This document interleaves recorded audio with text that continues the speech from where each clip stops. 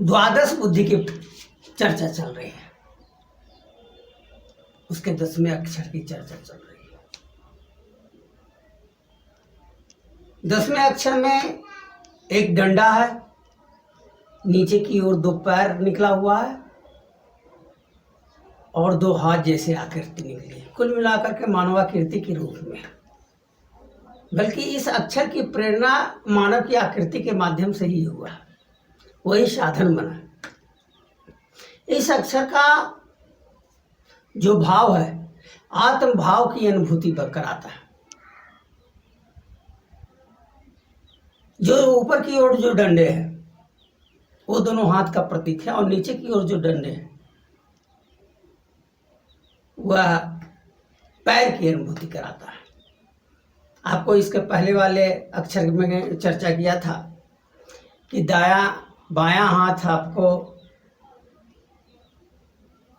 विचार का, दायां हाथ संकल्प का, दायां पैर महत्वाकांक्षा का, बायां पैर भोग की अनुभूति कराता है। और यहाँ से वहाँ तक जो दंड का आकार जो है, आकृति जो बनी हुई है जिसमें दोनों हाथ और पैर जैसे डंडा निकाला हुआ है, वह आकाश का प्रतीक है, मध्य में आकाश का प्रतीक है।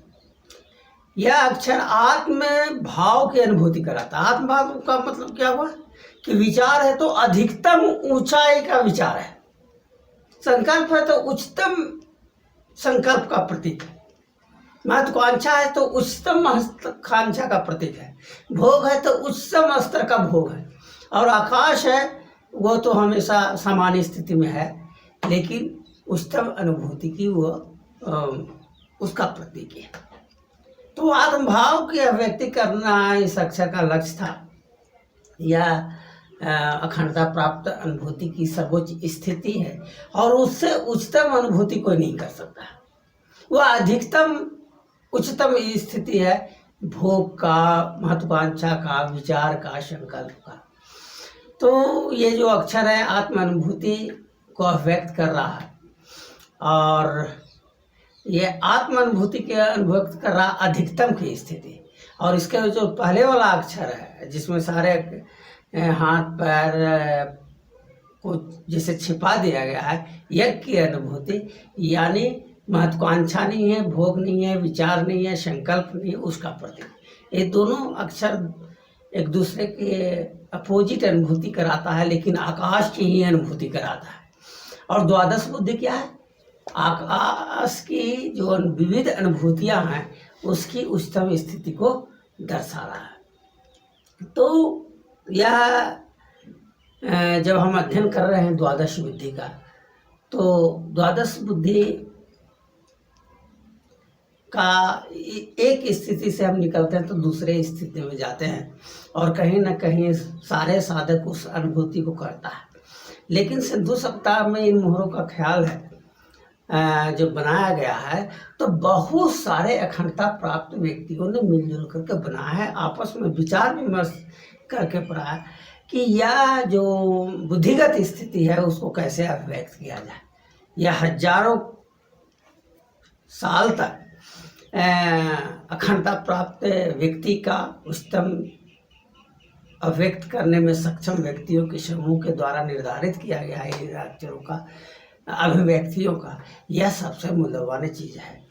तो इसके मूल्य को समझने की ज़रूरत है, जानने की ज़रूरत है, समझने की ज़रूरत है और साधक को आगे और पीछे नहीं जानने की ज़रूरत है। जिस विषय के बारे में प्रतीक अक्षर का इस्तेमाल किया है उन प्रतीक अक्षरों को गंभीरतापूर्वक जानने की ज़रूरत है और उसको अनुभूति में उतारने की ज़रूरत है कि यह स्थिति, यह अनुभूति हमें करा रहा है या नहीं करा रहा। तो द्वादश बुद्धि के प्रतीक अक्षर का ये 10वां अक्षर लिया गया है और इन अक्षरों का उपयोग एक साधक अपनी साधना के शुभारंभ में भी ले सकता है और अंत में ले सकता है। शुभारंभ में अगर लेगा तो भविष्य की कल्पना करने में ज़्यादा सहूलियत होगी और आसानी होगी। तो हम बाद में और भी ज़्यादा चर्चा चलेगी सिंधु सप्ताह के अन्य मोहरों के बारे में। तो उन मोहरों का जब अध्ययन होगा तो ये सब जो बुद्धिगत स्थिति की अभिव्यक्ति करने वाले जो अक्षर है वह कहीं ना कहीं कारगर होगा। जिसे वर्तमान अक्षर में आपको बताया जा रहा है कि हाथ और पैर के माध्यम से प्रवृत्ति की अभिव्यक्ति किया जा रहा है, वह दूसरे अन्य माध्यमों से अभिव्यक्त किया गया है, दूसरे अन्य प्रतीक अक्षरों के माध्यम से भी बताया गया है। यह आपको जानने और समझने में आसानी होगी, सहूलियत होगी, और हर एक अक्षर को दिमाग में बैठा लेने की ज़रूरत है। और बैठाया हुआ अक्षर ही आपको बार बार जेहन में आएगा और आप विभिन्न अनुभूतियों के बारे में परिकल्पना कर सकते हैं विविध रूप।